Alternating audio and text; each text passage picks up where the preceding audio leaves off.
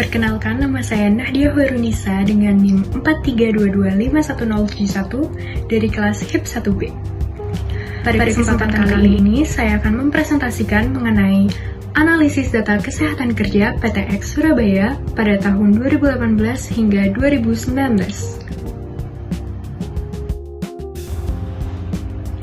Analisis perbandingan hasil kesehatan pekerja pada PTX Surabaya tahun 2018 hingga 2019. Yang pertama, pada tahun 2018 ditemukan pekerja dengan kelompok usia kurang dari sama dengan 45 tahun dengan paparan kebisingan lebih dari 85 desibel yang memiliki riwayat hipertensi berjumlah 0 pekerja dan yang tidak memiliki riwayat hipertensi berjumlah 6 pekerja dengan persentase hipertensi sebesar 0%.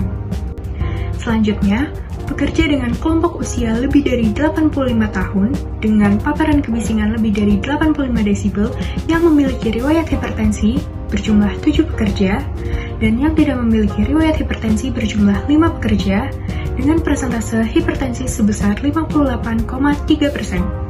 Selanjutnya, di tahun 2019 ditemukan pekerja dengan kelompok usia kurang dari sama dengan 45 tahun dengan paparan kebisingan lebih dari 85 desibel yang memiliki riwayat hipertensi berjumlah 0 pekerja dan yang tidak memiliki riwayat hipertensi berjumlah 2 pekerja dengan persentase hipertensi sebesar 0%. Dan pekerja dengan kelompok usia lebih dari 45 tahun dengan paparan kebisingan lebih dari 85 desibel yang memiliki riwayat hipertensi berjumlah 4 pekerja dan yang tidak memiliki riwayat hipertensi berjumlah 12 pekerja dengan persentase hipertensi sebesar 25%. Sehingga pada tahun 2018, pekerja yang mengalami hipertensi yang berusia kurang dari sama dengan 45 tahun berjumlah 0 pekerja dan pekerja yang mengalami hipertensi berusia lebih dari 45 tahun berjumlah 7 pekerja dengan persentase hipertensi sebesar 58,3%. Sedangkan di tahun 2019,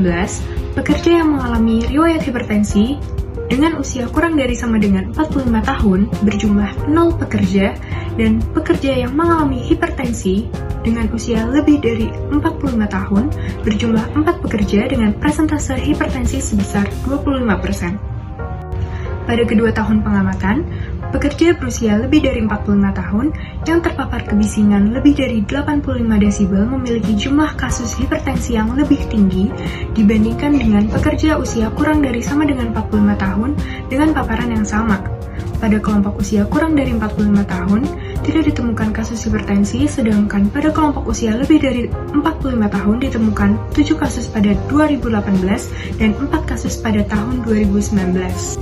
Berdasarkan hasil analisis, kejadian hipertensi lebih banyak ditemukan pada pekerja berusia di atas 45 tahun yang terpapar kebisingan lebih dari 85 desibel dibandingkan pekerja berusia 45 tahun atau lebih muda dengan tingkat paparan yang sama.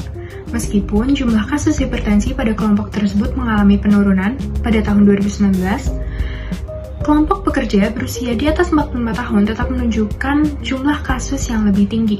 Oleh karena itu, perusahaan dapat mempertimbangkan hasil pemeriksaan kesehatan berkala, termasuk juga status hipertensi sebagai salah satu dasar dalam penempatan pekerja pada area dengan tingkat kebisingan tinggi, terutama bagi pekerja berusia di atas 45 tahun.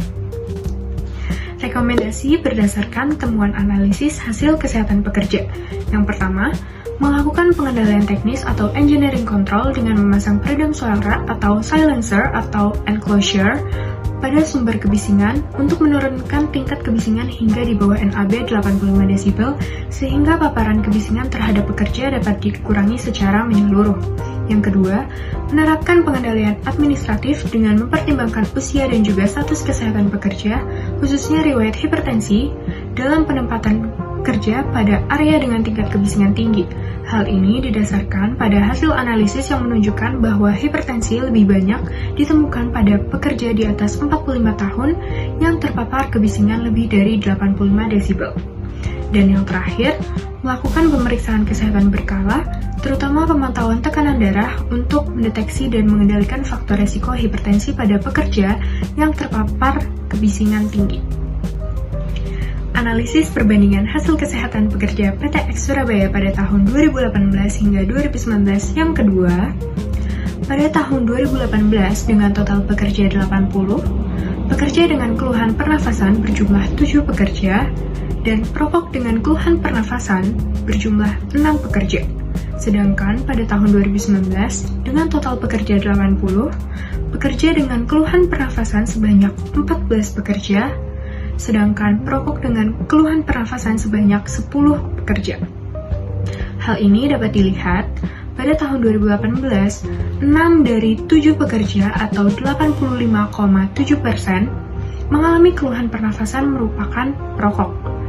Kemudian pada tahun 2019, 10 dari 14 pekerja atau 71,4% yang mengalami keluhan pernafasan merupakan perokok. Kemudian, keluhan yang ditemukan meliputi batuk terus-menerus, sesak nafas, mengih, dan nyeri dada. Beberapa pekerja dengan konsumsi rokok tinggi, seperti 12 hingga 24 batang per hari, mengalami keluhan pernafasan seperti batuk terus-menerus, sesak nafas, dan mengih. Dan yang terakhir, jumlah kasus keluhan pernafasan meningkat dari 7 kasus menjadi 14 kasus pada tahun 2018 ke 2019. Data menunjukkan bahwa sebagian besar pekerja yang mengalami gangguan pernafasan adalah perokok. Semakin tinggi frekuensi merokok, semakin besar paparan zat iritan yang diterima pekerja, sehingga risiko munculnya keluhan pernafasan menjadi lebih tinggi. Oleh karena itu, perusahaan perlu meninjau dan memperkuat kebijakan kawasan tanpa rokok di lingkungan kerja, serta meningkatkan program promosi kesehatan terkait bahaya merokok untuk mengurangi faktor risiko gangguan pernafasan pada pekerja. Rekomendasi berdasarkan temuan analisis hasil kesehatan pekerja. Yang pertama ada administrative control, dengan pengendalian administratif, dengan menerapkan kebijakan kawasan bebas rokok di lingkungan kerja untuk mengurangi paparan asap rokok yang berhubungan dengan peningkatan risiko gangguan pernafasan. Sekian presentasi dari saya. Mohon maaf apabila terdapat tutur kata yang kurang berkenan. Terima kasih. Wassalamualaikum warahmatullahi wabarakatuh.